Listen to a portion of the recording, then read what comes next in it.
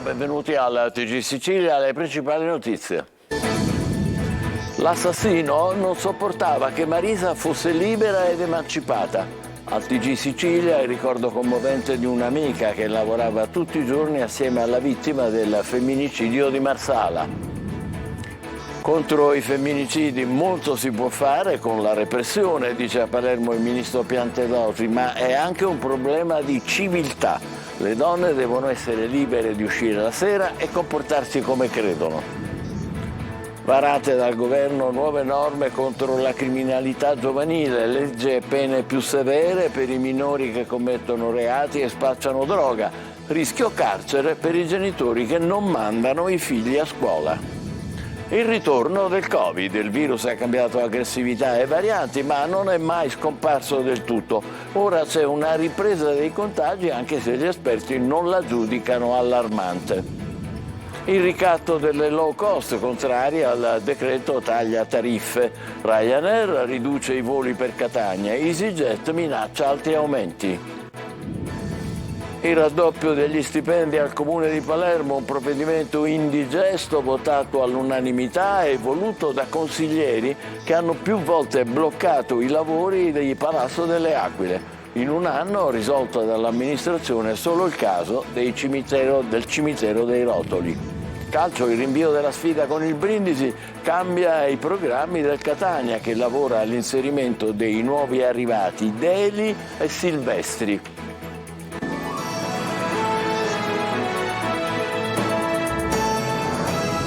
Bentrovati. Il femminicidio di Marsala. Marisa era forte e anche delicata. Lui non sopportava che fosse indipendente ed emancipata.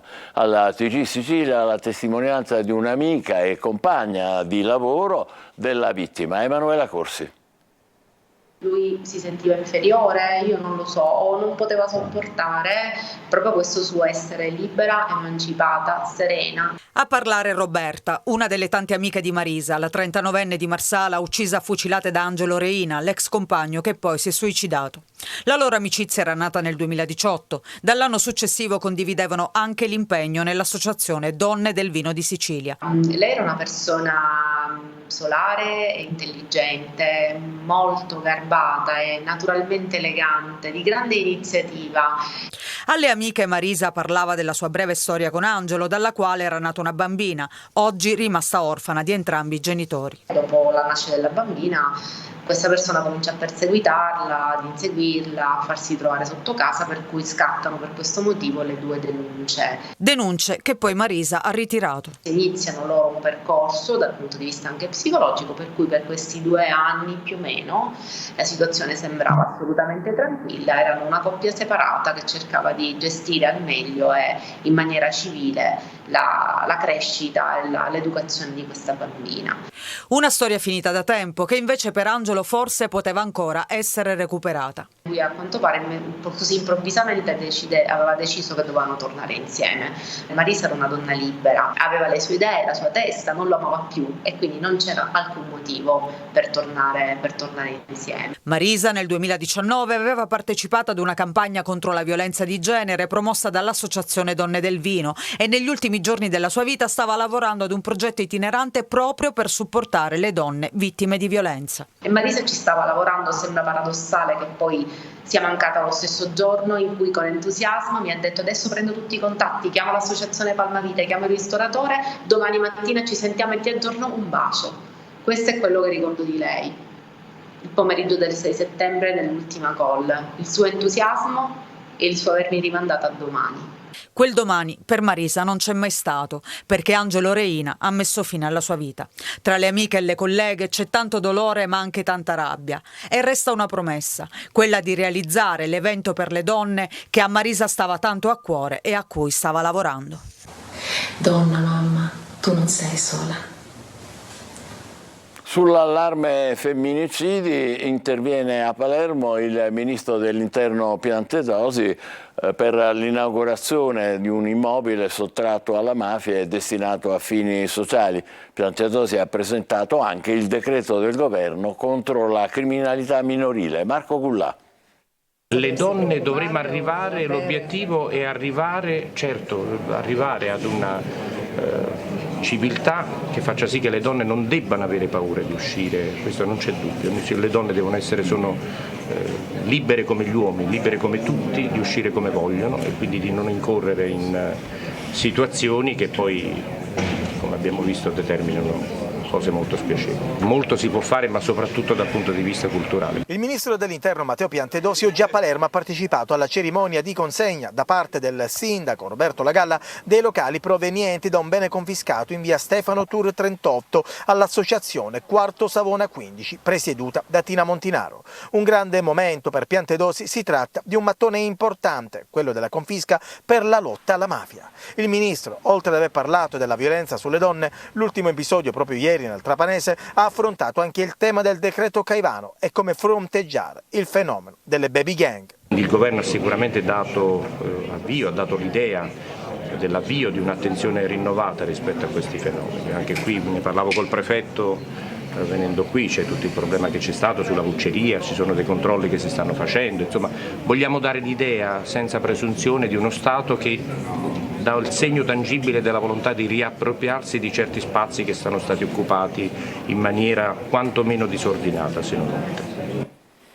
Ma vediamo nei dettagli il decreto. Leggi e pene più severe per i giovani che commettono reati, rischio carcere per chi non manda i figli a scuola. Luca Ciliberti. Il Consiglio dei Ministri ha approvato il decreto contenente le misure contro la criminalità giovanile. Sarà più facile per i minori finire in carcere e poi la stretta verso quei genitori che favoriscono l'abbandono scolastico e arresto anche per chi spaccia dosi lievi. Nel dettaglio, contro l'abbandono scolastico via la multa da 30 euro per i genitori che non mandano i figli a scuola. Arriva una nuova fattispecie di reato. Nelle ipotesi di dispersione assoluta, cioè che il minore non sia mai stato iscritto a scuola, scatterà la pena fino a 2 anni di reclusione. Nel caso di abbandono scolastico, cioè che il minore faccia un numero di assenze tale da eludere l'obbligo, la pena è fino a 1 anno di reclusione. Viene estesa ai maggiori di 14 anni l'applicabilità del DASPO urbano. Contro lo spaccio di droga, il divieto di accesso e di avvicinamento ai locali pubblici già previsto per chi è denunciato o condannato per cessione o vendita di droga si applica anche a chi detenga sostanze a fini di spaccio e viene esteso alle scuole, alle università e ad aree limitrofe. Si introduce una nuova tipologia di ammonimento del questore per i minori di età comprese tra i 12 e i 14 anni. Al genitore o all'altra persona che esercita la responsabilità genitoriale sarà comminata una sanzione amministrativa pecuniaria da 200 a 1.000 euro. Con riferimento al fenomeno delle baby gang si modifica la disciplina dell'avviso orale. Con le nuove norme l'avviso orale è reso applicabile anche ai minorenni a partire da 14 anni. A determinati soggetti di età superiore ai 14 anni il questore potrà decidere di vietare i telefoni cellulari o altri dispositivi usati per la realizzazione o la divulgazione delle condotte che hanno determinato l'avviso orale. Nel decreto è saltata la stretta sull'accesso ai minori ai siti porno. Il provvedimento è stato sostituito da un generico ricorso al parental control, cioè il software che permette di evitare l'accesso dei bambini ai contenuti web considerati pericolosi o violenti. A Catania confiscate dalla Guardia di Finanza 5 società di edilizia e immobiliari, uno stabilimento balneare e una lussuosa villa William Alfonso Cerbo, esponente di spicco del clan Mazzei, i cosiddetti Carcagnusi. Era già stato arrestato nell'aprile del 2014 nell'ambito dell'operazione Scarface per associazione mafiosa. Il patrimonio illecitamente acquisito sarà ora affidato all'Agenzia Nazionale per l'amministrazione e la destinazione dei beni tolti alla mafia. Torna il Covid? Il virus ha cambiato aggressività e varianti, ma in realtà non è mai scomparso del tutto. E ora c'è una ripresa dei contagi e dei ricoveri, anche se gli esperti non la giudicano allarmante. Eva Spampinato. Ha cambiato forma, varianti e aggressività, ma non è mai scomparso. Il Covid torna a farsi sentire, anche se fortunatamente non nella forma prepotente che nostro malgrado abbiamo imparato a conoscere. Aumentano i contagi in Sicilia, ma le terapie intensive non ospitano nessun paziente Covid. C'è un incremento dei casi accertati, perché evidentemente la nuova variante ha una contagiosità superiore a quella che fino ad ora con Omicron, la classica Omicron, non avevamo registrato prima. Ma ovviamente bisogna discutere anche sulla gravità che questa variante ha nei confronti della patologia. Evidentemente questa variante non sta impattando in maniera significativa sulla gravità dei casi clinici, tant'è vero che l'impatto sulle rianimazioni è praticamente pari a zero. Sono sempre i soggetti fragili quelli che corrono più rischi da un eventuale contagio. È un Covid che in questo momento può, come sintomatologia, dare un quadro simile influenzale, una forma diciamo anche piuttosto lieve di influenza, spessissimo nei soggetti giovani il quadro è di un semplice raffreddore. Negli anziani può dare un po' di febbre, una sintomatologia anche legata alla tosse, ma il quadro tipico delle polmoniti interstiziali, come siamo stati abituati a vedere nelle precedenti ondate, in questo momento è piuttosto raro. E molti stanno tornando ad utilizzare la mascherina. Dopo le minacce, ecco la scure. Le compagnie aeree cosiddette low cost danneggiano i consumatori per colpire il decreto del governo sul caro voli. Sindacati e associazioni sul piede di guerra. Marco Carli. Lo schiaffo delle low cost era atteso e arrivato, ma con l'intento di colpire il governo e il suo decreto per calmierare i prezzi, in realtà arriva invece ai cittadini e soprattutto a quelli delle isole, con la Sicilia in prima linea. Ryanair aveva parlato di un decreto che contrasta anche con il principio di libertà tariffaria stabilito dalla normativa dell'Unione Europea e riduce le frequenze dei propri voli per l'aeroporto di Catania. La mannaia ha colpito molto la Sardegna con 3 rotte cancellate, ma appunto la Sicilia non è esente, anzi EasyJet durante l'incontro con Urso ha sottolineato che se il contenuto del decreto venisse confermato questo porterebbe certamente ad una riduzione dell'attrattività del mercato italiano per le compagnie aeree e ad un inevitabile incremento dei prezzi. Sulla stessa scia Wizz Air, sindacati e associazioni consumatori sono sul piede di guerra contro le compagnie. Intanto Confconsumatori fa il punto per quanto riguarda i rimborsi per i danni subiti dai viaggiatori per la chiusura di Fontanarossa dopo l'incendio. Il governo ha emanato un decreto legge con cui è disposto un fondo, sarà il ministro del turismo ad attuarlo. Con successivo decreto il Ministero dovrà stabilire i costi ammessi al rimborso. Ci auguriamo che tutti i costi siano ammessi e che i tempi siano abbastanza celeri. Poi, nel caso in cui venisse fuori una responsabilità della società di gestione nel procedimento penale, vi è, a nostro avviso, una responsabilità extracontrattuale per i risarcimenti. Infine, le compagnie dovevano offrire rimborsi del prezzo dei biglietti e assistenza. Se non lo hanno fatto, dovranno rimborsare ai passeggeri tutto quanto costoro sono stati costretti a spendere. A Palermo raddoppia il gettone di presenza dei consiglieri comunali e di circoscrizione. Un aumento deliberato dal Consiglio e previsto dalla legge, ma che i cittadini bocciano come inopportuno in un momento di grande crisi. Manlio Viola. Tutti d'accordo o quasi sull'aumento delle indennità. Passa in Consiglio Comunale a Palermo la delibera con la quale viene raddoppiato il valore del gettone di presenza dei consiglieri comunali e dei colleghi delle circoscrizioni. Un provvedimento che si aggiunge agli aumenti di stipendi del sindaco e degli assessori già varato prima dell'estate. A stabilire che gli indennizi dovessero salire è stata una legge nazionale che riguarda a tappeto tutte le amministrazioni locali del paese. In Sicilia però l'adeguamento è arrivato quasi un anno dopo e per consentire di trovare le risorse anche la Regione ha dovuto dare un contributo ai comuni. Ma in un momento in cui l'Italia ha mille difficoltà sono in tanti a urlare allo scandalo e anche, se legittimo, al provvedimento inopportuno. A Palermo la polemica è ancora più violenta dopo che un gruppo consistente, la maggioranza dei consiglieri comunali di tutte le estrazioni politiche, prima dell'estate ha bloccato più volte i lavori del Consiglio chiedendo la delibera sugli aumenti fosse calendarizzata, se no non se ne sarebbero fatte altre. Sono così slittati provvedimenti sul bilancio, sui servizi essenziali, sul piano triennale delle opere pubbliche, urgenze per la città in emergenza fin dall'insediamento della Giunta La Galla. 5 i punti di crisi che erano stati individuati: cimitero, rifiuti, strade, municipalizzate e servizi e naturalmente bilancio, essendo la città in uno stato di predissesto. In un anno la Giunta La Galla ha posto rimedio all'emergenza sepoltura, non ci sono più bar in attesa, anche se non c'è ancora la soluzione definitiva per evitare che avvenga ancora.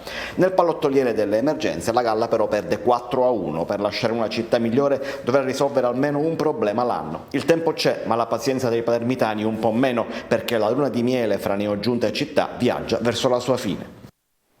Liste d'attesa sanitarie per amici e parenti, controlli e denunce dei NAS anche in Sicilia. Luca Ciliberti.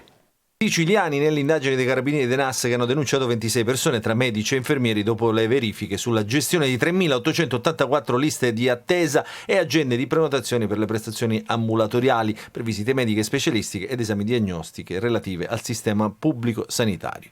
Dopo le verifiche in 14 presidi ospedalieri e sanitari delle province di Palermo e Agrigento è stata riscontrata in 23 distinte unità operative e ambulatoriali la sospensione delle prenotazioni per l'erogazione delle prestazioni specialistiche ambulatoriali e strumentali, le cosiddette agende chiuse. Inoltre è stato accertato che per alcune prenotazioni non venivano fatte confluire nel sistema informatico del CUP ma inserite in un registro cartaceo. A Catania i militari dei NAS hanno denunciato in stato di libertà un medico di ortopedia e traumatologia di un presidio ospedaliero che eseguiva visite ambulatoriali a vantaggio di pazienti privi della prescritta prenotazione al CUP, bypassando così il sistema delle liste d'attesa e omettendo di richiedere anche il versamento previsto del ticket contributivo in danno al sistema sanitario regionale. Il caso dei testi per l'ingresso a medicina e chirurgia venduti a 20 euro su Telegram arriva sul tavolo del ministro dell'università che ha convocato i rettori. Si tratta di test. Intanto gli studi legali di tutta Italia sono pronti ai ricorsi. Francesco Triolo. I test di medicina venduti a 20 euro su Telegram diventano un caso anche politico. Le domande e le risposte che secondo il quotidiano La Repubblica si potevano trovare sui gruppi dell'applicazione di messaggisti è arrivato sul tavolo del ministro dell'università Anna Maria Bernini, che ha convocato i rappresentanti della conferenza dei rettori italiani e del consorzio che si occupa dei nuovi test. Dobbiamo fare luce su quanto accaduto per tutelare gli studenti. I TOEIC per medicina sono alla loro prima prova pratica. Se non funzionano siamo pronti a rivederli, ha detto il ministro Bernini. Il Ministero ha da subito aperto una procedura di indagine chiedendo immediate informazioni e chiarimenti sul regolare svolgimento delle prove di ingresso ai corsi di laurea in medicina e chirurgia. Pronti a partire diversi ricorsi con gli studi legali di tutta Italia pronti a sottolineare l'inadeguatezza dei controlli da parte del consorzio che si occupa dei test e di espedienti che moltissimi candidati di diverse scuole di preparazione ai test di ammissione hanno escogitato per divulgare i quesiti e le relative soluzioni oggetto della prova d'esame, falsando irrimediabilmente gli esiti della prova. La diffusione anticipata delle domande sarà uno dei temi fondamentali dei nostri ricorsi individuali e collettivi. Tuttavia gli studenti, le famiglie devono sapere che solo attraverso una approfondita istruttoria dinanzi al TAR potrà capirsi l'esatto peso di quante domande tra aprile e luglio sono state ripetute e quindi quanto è l'incidenza di questo fattore. A noi pare ancora più forte viceversa l'ingiustizia e l'illegittimità di un sistema che è fondato sull'equalizzazione, in cui abbiamo visto soggetti con 15 risposte esatte ottenere l'ammissione, quindi un'equalizzazione oltre i 57 punti, mentre altri con 20 risposte esatte hanno ottenuto un punteggio equalizzato inferiore e si sono ritrovati fuori. Una cosa è certa, il TOEIC così impostato non è una novità ma un fallimento. Spettacolo. Tullio Solenghi a Catania per gli Oscar del teatro italiano ripercorre 51 anni di carriera. Con il trio, dice, facevamo solo comicità e siamo diventati un culto senza che ce ne siamo accorti. Eva Spampinato. Non va a mancare mai il suo sorriso garbato ed elegante. Tullio Solenghi, mostro sacro della comicità italiana, anche in mezzo ad una pioggia battente che obbliga gli organizzatori del Teatro Stabile di Catania, che portano il premio Le Maschere, gli Oscar del teatro italiano, in piazza Università, a rimandare di qualche ora l'inizio dello spettacolo. E proprio per far cessare la pioggia, qualcuno chiede l'intercessione di Sanremo, uno dei suoi cavalli di battaglia. Tra l'altro, essendo un santo che non esiste, me ne sono appropriato completamente senza nessun tema di blasfemia. Se tu non credi, sappi che sono sottotitolato per non credenti alla pagina 777 del televideo. 51 anni di carriera tra teatro, radio, televisione e una serie di battute e sketch comici rimasti nel cuore e nella memoria degli italiani. Siediti accanto a me e bevi qualcosa. Vuoi bere qualcosa? Coraggio, Pedro, bevi qualcosa. Per Tullio Solenghi tutto è iniziato tra i banchi di scuola. Imitai la professoressa di chimica, che era una specie di Iervolino antelitteram, senza accorgermi che ce l'avevo alle spalle. I miei compagni di classe non ridevano e io ero stupito, stavo facendo anche meglio del solito. Poi mi sentii battere sulla spalla, mi girai e lei mi disse: 3 giorni di sospensione, caro il mio noschese da strapazzo. Poi l'incontro con Massimo e Anna e fu il trio Solenghi, Lopez, Marchesini, un prodigio di graffiante equilibrio tra struttura narrativa e improvvisazione che spopolò nella TV degli anni 80 e 90 con quasi 15 milioni di spettatori incollati allo schermo per la prima puntata dei Promessi Sposi, nati da un no propiziatorio. La presidenza Rai ci diede su un piatto d'argento la conduzione di Fantastico, che era quella a cui ambivano tutti. E noi abbiamo avuto il coraggio di dire no, grazie. E svelando che volevamo fare i Promessi Sposi. La comicità prima di noi era sempre l'ingrediente di qualche altro programma, di un talk, di un varietà. E noi abbiamo fatto comicità continuativa per 6 puntate da un'ora. Talento straordinario, vena satirica, analisi del contesto sociale, tempi comici. Non sappiamo se oggi il web restituirebbe a Tullio Solenghi e al trio lo stesso successo che ha consegnato loro la televisione di un tempo, ma una cosa la sappiamo. Tuttora lo utilizzano a scuola per insegnare Promessi Sposi? Sì, poi sono diventati un cult. Quando lo giravamo non ne avevamo assolutamente percezione di quello che sarebbe diventato. Adesso sì. Grande Tullio, adesso facciamo una breve pausa, tra poco per il calcio, la pausa forzata del Catania. State con noi.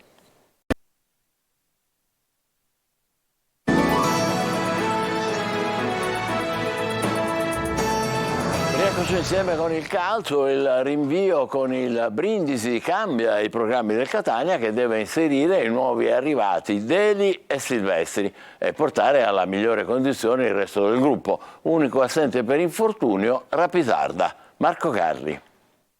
Una pausa da sfruttare. Tabiani fa di necessità virtù perché sa che il ritmo partita si ottiene appunto solo giocando le gare ufficiali, ma vuole trarre il meglio da questa pausa non richiesta nata dal rinvio di Brindisi Catania. In vista del prossimo match con la Z Picerno al Massimino di domenica 17 settembre non ci saranno amichevoli, la squadra si allenerà fino a domenica mattina per poi riprendere il martedì la preparazione tipo per la partita. Nel frattempo si proverà a inserire al meglio gli ultimi arrivati e si cercherà la soluzione per sostituire Rapisarda, l'unico assente al momento sicuro oltre allo squalificato Lorenzini, e la sostituzione già nella rosa si chiama Castellini, il jolly difensivo che può interpretare tutti i ruoli. Capitolo Silvestri con Curado costituirebbe una delle coppie centrali migliori della C e c'è Quaini che cambia le caratteristiche del reparto se si vuole costruire da dietro. A centrocampo Deli ha caratteristiche diverse rispetto a Rocca e Zammarini, più incursore con capacità di inserimento, qualità che non mancano nemmeno agli altri due, ma la carriera di Deli in tal senso ha dimostrato che il centrocampista rappresenta un più che valido completamento di una rosa che garantisce pressoché in tutti i ruoli un'alternativa.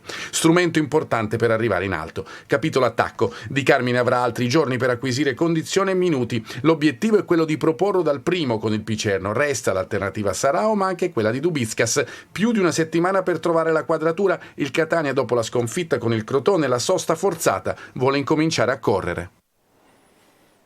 Ci fermiamo qui, il TG Sicilia torna alle 20. Grazie per essere stati con noi, buon pomeriggio.